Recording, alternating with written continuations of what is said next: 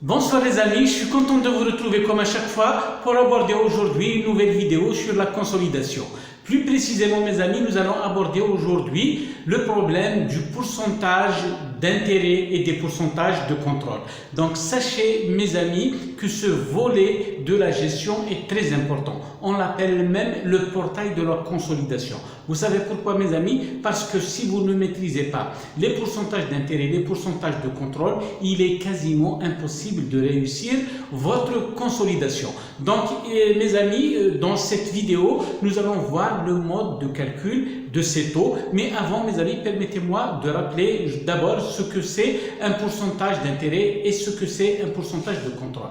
Donc commençons par le premier. Le pourcentage d'intérêt mes amis, c'est ce taux qui nous permet de déterminer notre quote-part dans les capitaux propres et les résultats d'une manière générale d'une société détenue. D'accord? Donc ça nous permet de savoir combien nous possédons dans telle société ou telle autre société. Parfait. Par contre, le pourcentage de contrôle, mes amis, en consolidation, en réalité, il est plus important parce qu'il nous permet de déterminer en quelque sorte la nature du contrôle qu'une société, dite généralement société mère, exerce sur une autre société cible ou bien une société détenue. Donc c'est grâce, mes amis, à cette nature du contrôle, du pouvoir, de la capacité de la société mère à diriger les politiques d'une société cible que l'on va dire si justement notre société mère exerce un contrôle majoritaire, proportionnel ou voire même une influence notable. Et partant mes amis, ce n'est qu'à partir du moment où nous définissons, si vous voulez, cette nature du contrôle que nous allons justement définir quelle méthode de consolidation allons-nous emprunter pour consolider cette société cible. Donc mes amis, permettez-moi de vous présenter un cas pratique qui représente, si vous voulez, des participations d'une société mère que l'on va appeler M dans deux filiales F1 et F2. Bien entendu, nous définirons ce qu'est une participation directe et ce qu'est une participation indirecte. Donc le meilleur moyen, mes amis, c'est justement de présenter ce cas pratique et de donner les calculs inhérents au pourcentage d'intérêt et au pourcentage de contrôle. Donc suivez avec moi, avec attention mes amis, à même de maîtriser cet aspect de la consolidation. Donc mes amis, on vous donne ici trois figures, n'est-ce pas? Donc il s'agit de la même société M, des deux filiales F1 et F2, n'est-ce pas? Dans chaque cas, néanmoins, bien entendu, les pourcentages d'intérêt, les participations, les pourcentages de contrôle diffèrent à chaque fois. C'est justement la raison pour laquelle nous avons varié ces pourcentages. Donc suivez bien avec moi mes amis, nous allons définir la première figure et c'est pratiquement la même chose avec les deux autres. Donc ici, dans la première figure mes amis, M détient une participation de 70% dans F1. Ici, il s'agit d'une participation directe, c'est-à-dire sans intermédiaire.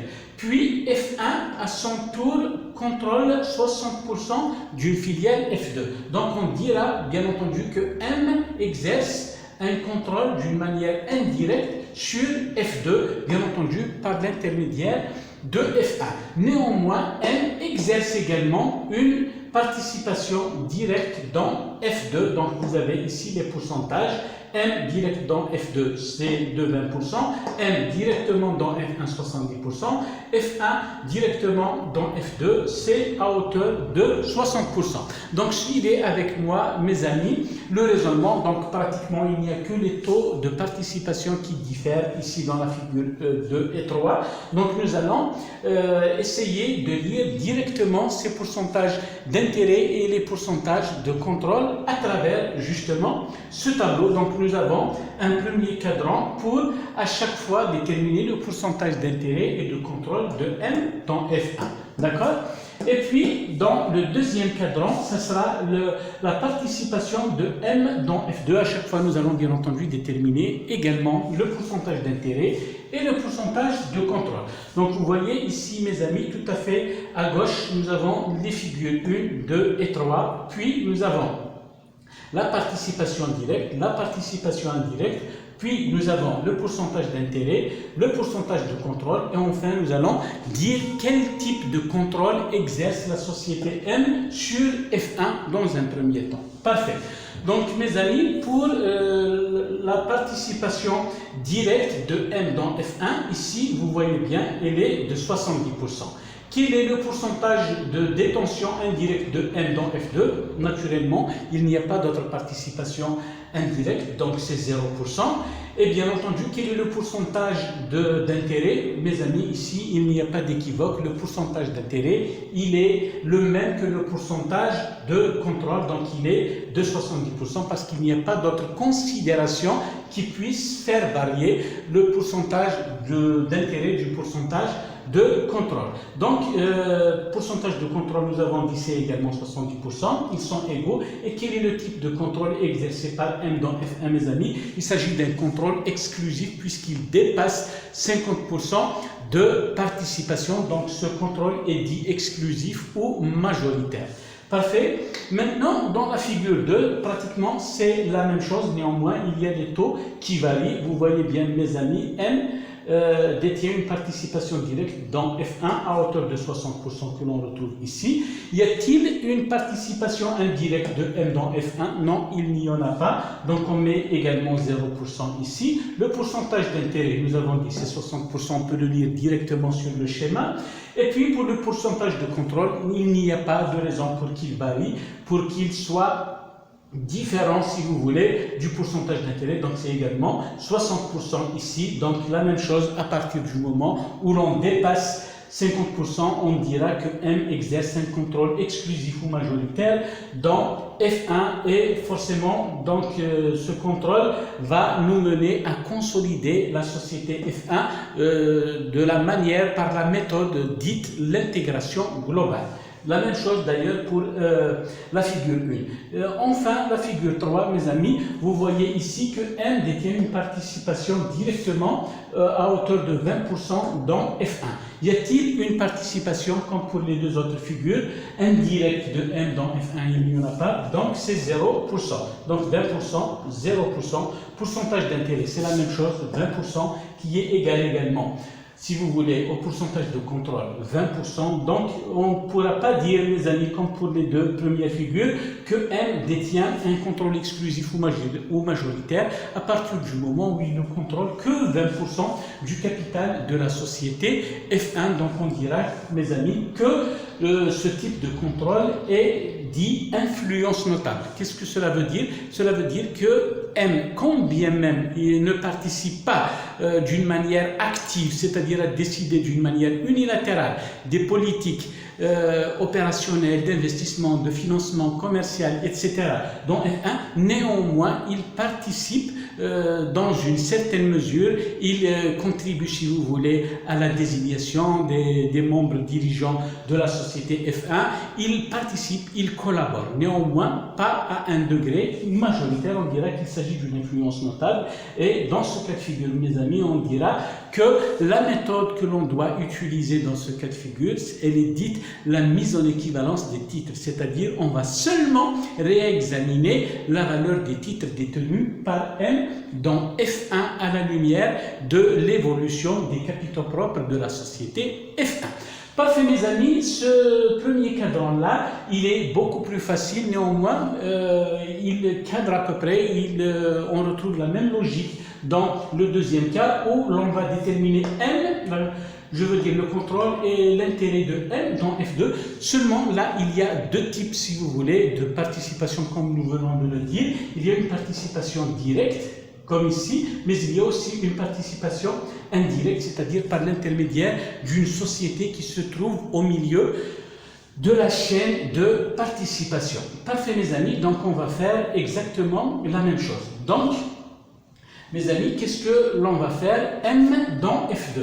M dans F2. Quel est le pourcentage de détention directe, participation directe de M dans F2? On le lit aisément ici, c'est 20%. Et maintenant, quel est le pourcentage de participation indirecte de M dans F2? On dira c'est 60% ici. Pourquoi, mes amis? Tout simplement parce que M est majoritaire dans F1. Donc finalement, M se fera représenter par sa filiale F1 dans le conseil d'administration de F2. Donc on dira ici que le pourcentage indirect, il est de 60% par le biais, si vous voulez, de F1. La même chose maintenant, mes amis, avec, pardon, on n'a pas encore terminé, maintenant on va déterminer le pourcentage d'intérêt. Parfait, maintenant, mes amis, ce n'est pas tout à fait la même chose, le contrôle et l'intérêt, c'est ici qu'ils diffèrent sensiblement. Donc, mes amis, quelle est la quote-part de la société M dans les capitaux propres de la société F2? On dira qu'il y a d'abord une chaîne, c'est un petit peu comme une réaction en chaîne.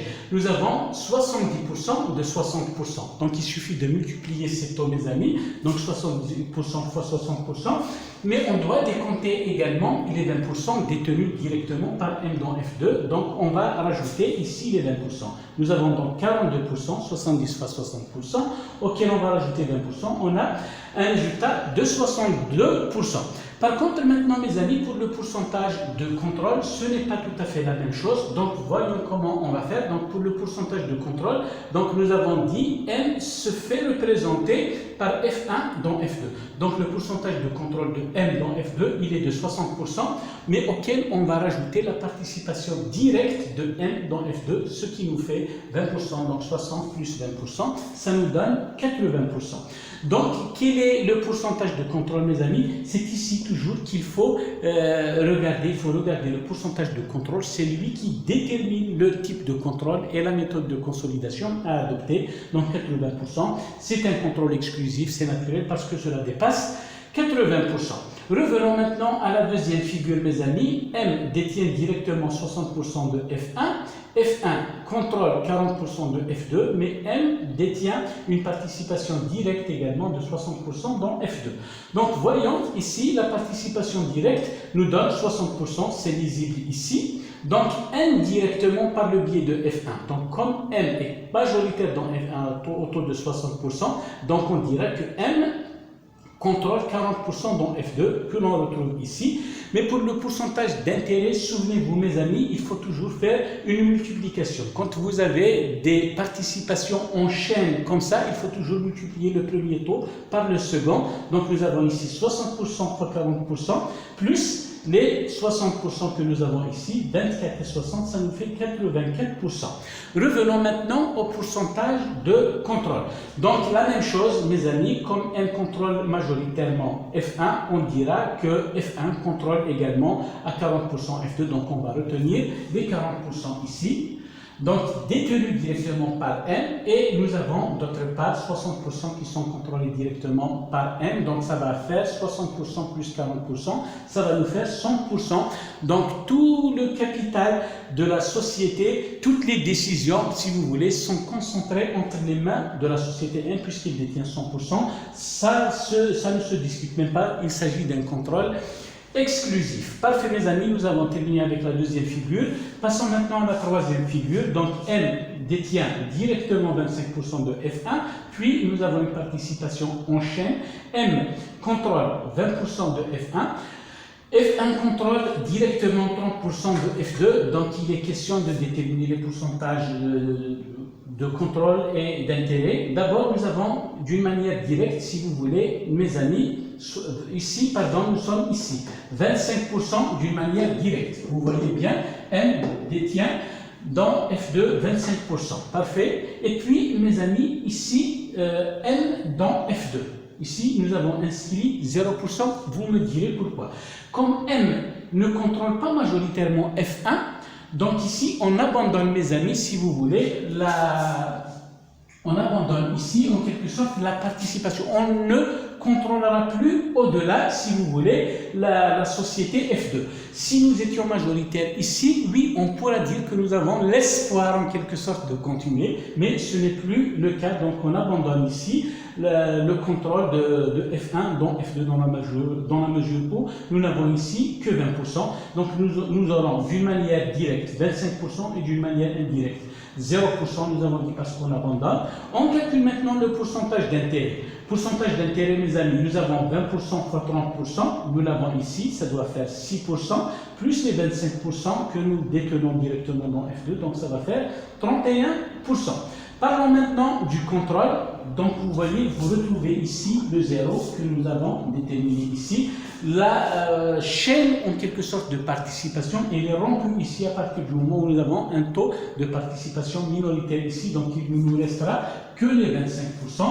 Mes amis, si vous voulez, de participation de M dans F2, donc le pourcentage de contrôle il est de 25%, il ne nous permet pas de dire que M contrôle majoritairement la société F2 et on dira qu'elle exerce seulement une influence notable sur F2 et de là on dira que la méthode de consolidation à utiliser est la méthode de la mise en équivalence des titres. Donc voilà grosso modo mes amis, nous avons un petit peu brossé le tableau des pourcentages d'intérêt et de pourcentage de contrôle. C'est important, il est très important de maîtriser ces notions mes amis, nous avons dit parce qu'elles sont essentielles. Nous ne pourrons pas consolider une entité quelconque, quelle que soit la nature du contrôle, tant qu'on n'a pas défini justement la nature de ce contrôle. S'agit-il d'un contrôle exclusif? S'agit-il d'un contrôle conjoint ou s'agit-il seulement d'une influence notable? D'accord? Donc une fois déterminé le type de contrôle, nous passerons justement à la détermination des méthodes que l'on va mettre en œuvre pour consolider les entités qui sont comprises, nous avons dit, dans le périmètre de consolidation. Donc retenez bien mes amis, ce que vous devez bien entendu noter le plus important est que le pourcentage d'intérêt vous montre en quelque sorte quelle est la quote-part détenue par la société mère ou bien la société consolidante ou encore la société tête de groupe dans les sociétés liées, donc qui peuvent être soit des filiales, soit des co-entreprises ou alors des entreprises associées. Donc voilà mes amis, par contre le pourcentage de contrôle, il nous permet de déterminer jusqu'à quel degré la société mère exerce un pouvoir, exerce un contrôle sur les sociétés liées. Le pouvoir est-il majoritaire, est-il, si vous voulez, partagé, est-il conjoint ou alors s'agit-il seulement d'une influence notable, auquel cas nous allons bien entendu appliquer à chaque fois la méthode correspondante. Donc voilà mes amis, j'espère que cette vidéo vous aura apporté un plus et que vous réussirez à l'avenir vos consolidations. Donc c'est un thème vraiment passionnant, encore faut-il s'y mettre et un peu de concentration. Donc au revoir mes amis, j'espère vous retrouver très bientôt dans de nouvelles vidéos. D'ici là, je vous dis à la prochaine.